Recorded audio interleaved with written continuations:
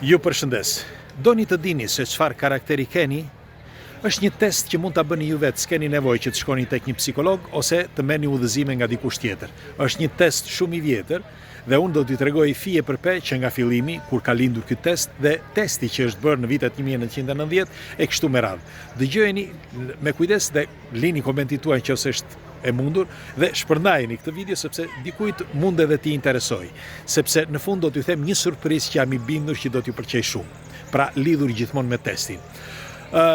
Pikë së pari, kush është rastisht nëse nuk e keni bërë ende, lidhuni me këtë faqe që të shihemi sërish dhe faleminderit që jemi për bashkë. Sot për mua është një ditë pelegrinazhi, por nuk mund t'ju lë pa informacione.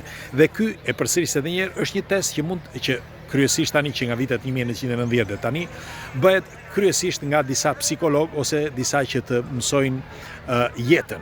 Po ju s'keni nevojë, mund ta bëni ju vetë dhe dëgjojeni sepse ju rrit shumë psikologjikisht. Dëgjojeni me kujdes. Atëre, pikë së pari. Do t'ju lutesha që të mendoni një kafsh.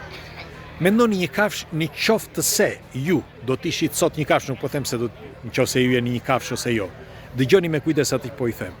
Në qoftë se do të ishit një kafsh, kush e di këtë test, se padyshim dikush nga ju e ka lexuar, le të heshti, sepse ndokush që është pranë jush nuk do që ta dëgjoj, sepse është një surprizë për të gjithë, sepse rriten secili që dëgjon këtë test, po e dëgjuat mirë. Atëre, në qoftë se do të ishit një kafsh, çfarë kafshe do të ishit ju? Më thoni. Pra, përsëriteni me mendje ose mos ja thoni askujt ose thuajeni, por mbajeni aty dhe mendojeni. Në qoftë se ju do të ishit një kafsh, çfarë kafshe do të ishit? Më thoni. Pra, prisni sepse do t'ju them tani pyetjen tjetër. 2. Tani harrojeni kafshën që menduat. Mbajeni mend kafshën e parë, por harrojeni për momentin dhe në qoftë se do të ishit një kafsh tjetër. Pra, harrojeni të parën dhe zgjidhni një kafsh tjetër. Çfarë kafshe do të ishte tani? Ju pres disa sekonda. Atëre, menduat një kafsh në fillim, harrojeni atë kafsh.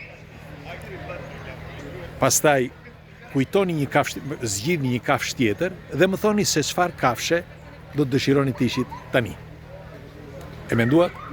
Mos e thoni. Mos ja thoni shokut apo shoqes që është aty afër, mendojeni dhe prisni pak. Okej? Dakord. Tani 3. Harrojeni edhe kafshën e dytë. Mos e mendoni më. Dhe më thoni në qoftë se do të mendoni të ishit një kafsh tjetër, çfarë kafshe do të ishit? Pra kafsha 3 kjo. Tani më thoni, qetësohuni, mendojeni thellë, rini të qetë dhe më thoni, ju lutem, nuk është një tallje. Është një test serioz, është bërë nga mijëra njerëz, nga miliona njerëz. Dhe tani po ju them. Atëre, kjo është pyetja e tretë. Nëse do të ishit kafsh, tani, çfarë do të dëshironi që të ishit? Çfarë kafsh?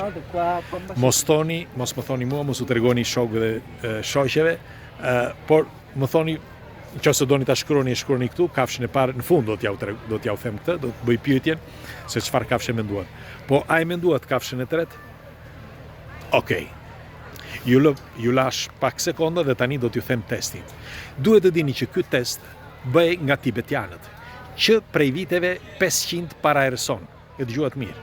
Dhe tani po ju them. Kjo e bënin këtë për të zgjedhur dishepujt ose për të zgjedhur besimtarët. E mbani mend ata që në filmi për shembull 2012 që i bien atyre kambanave, pikërisht pra ata të përzgjedhur merreshin dhe u bëheshin disa teste. Ky ishte një nga testet që bëhesh për të kuptuar karakterin e atij njeriu. Tani pse bëhet ky test? Tani po ja u them, por më ndiqni me kujdes, do t'ju lutesha, me kujdes. Ky test u krye në vitin 1990-95, një gjë e tillë, nga shumë studiues të huaj, por kryesisht nga disa amerikanë, që amerikanët si gjithmonë shkonin në Tibet, në Kinë, në gjithë vendet tej, për të zbuluar disa sekrete, dhe ky ishte një nga këto sekrete, si për shembull 5 Tibetan, me fjalë 5 tibetianët, lëvizjet që janë 5 tibetianë që kemi bërë këtu në për këto diskutimet tona.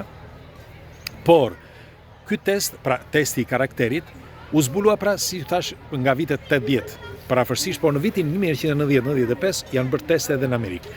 Dhe ka rezultuar 86, pothuajse 90% pra që del si rezultat. E tani po ju them, e di që dikush nga ju do thotë, se zgjat e shumë, nuk e zgjat shumë, sepse duhen përmendur të gjitha këto për të kuptuar thelbin e kësaj që po themi.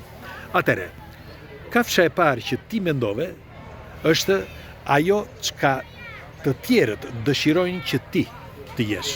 Me një fjalë, ajo çka të tjerët dëshirojnë që ti je. Kafsha që ti mendove e para, ti dëshirojnë që ti jesh si ajo kafshë. Kurse kafsha e dytë është ajo çka të tjerët mendojnë për ty që ti je. Pra, kafsha e parë është ajo çka ti dëshiron që të tjerët të mendojnë për ty, kafsha e dytë është ajo çka të tjerët janë të bindur që ti je. Kurse kafsha e tretë është ajo që ti je me të vërtet. Pra, kafsha e tretë tregon se kush je ti, kush është karakteri yt në të vërtet. Pra, e treta kafsh është ajo, sikur themi, që ajo që mbeti në fund fare, sepse që të gjithë u shkon mendja për tek diçka që është shumë private. Pra, një kafsh shumë e përzemërt. E dëgjuat mirë. E përsëris edhe njerë, kush e ka bërë këtë test për herë të parë, dhe unë e kam bërë para shumë vitesh, në vitin 2002, mos gaboj 2003, teksa flisja me një shokun tim. Dhe jo se rash, por u tregua ashtu si duhet, me një fjalë, nuk po ju them se çfarë kafshe, por të mbani me një diçka, lidhet me të vërtet fort ky test. Me një fjalë, ajo kafshë që zgjodha unë bën çdo gjë për të tjerët, por nuk bën për veten e saj. Dhe ishte identike si është karakteri im. Ndaj ju pyeta se çfarë menduat ju kafshën e tretë. Dhe tani po ju tregoj edhe diçka tjetër që është vërtet thelbësore në këtë test. Ky lloj testi nuk është vetëm një test për të kuptuar karakterin e të tjerëve, por atë që u zbuluan më vonë amerikanët pas viteve 95, kur njeriu bën këtë test, nga ky moment fillon dhe ndryshon karakterin e tij, ndryshon disa rregulla të jetës që e bëjnë atë që të eci më përpara dhe të eci mirë. Pra, ky testi përveç se kontrollon se çfarë karakteri ke, por në fund fare ai jo vetëm që vendos se çfarë karakteri ke, por kryesorja është që modifikon karakterin tënd. Duhet të dini që është testet, shiko, këto gjëra nuk është se njeriu ka shpikur kush e di se çfarë kohët e fundit. Ne i kemi marrë të gjitha ato që kemi, janë vetëm copza të një civilizimi më të zhvilluar, ose të një mendje më të zhvilluar që kemi tërhequr dhe të hitur prej kohësh. Të gjitha këto dije ose informacione. Do t'ju them që karakteri i njeriut lind i tillë, të paktën kështu tregohet, deri nga mosha 10-11 vjeç. Pastaj pas moshës 10-11 fillon dhe ndryshon deri në moshën 17-18-20 vjeç, sepse është adoleshenca. Dhe pastaj në këtë moment varet shumë miqësia, shokët, familja, çdo gjë që ti ke, pra nga mosha 10 deri në 20 vjeç.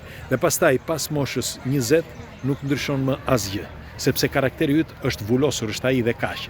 Kështu që ndryshimet e karakterit mund të ndryshojnë, pra mund të verifikohen gjatë ecurisë sënde që ta modifikosh atë, sepse nuk ndryshon, por mund ta modifikosh. Dhe ky është një nga ato testet që ti mund të modifikosh karakterin tënd. Unë ja u thash, do t'ju lutesha të lini komentin tuaj se kush ishin ato kafshët që ju menduat, kafshën 1, kafshën 2 dhe kafshën 3. Do t'ju lutesha. Dhe shpërndajeni këto informacione, këtë video, se ndoshta dikush nuk e dinte dhe duke diskutuar së bashku padyshim mund ta ndihmojmë edhe të tjetrin. Ju falenderoj që jemi për bashkë. Ju përqafoj, ditë mbar sot.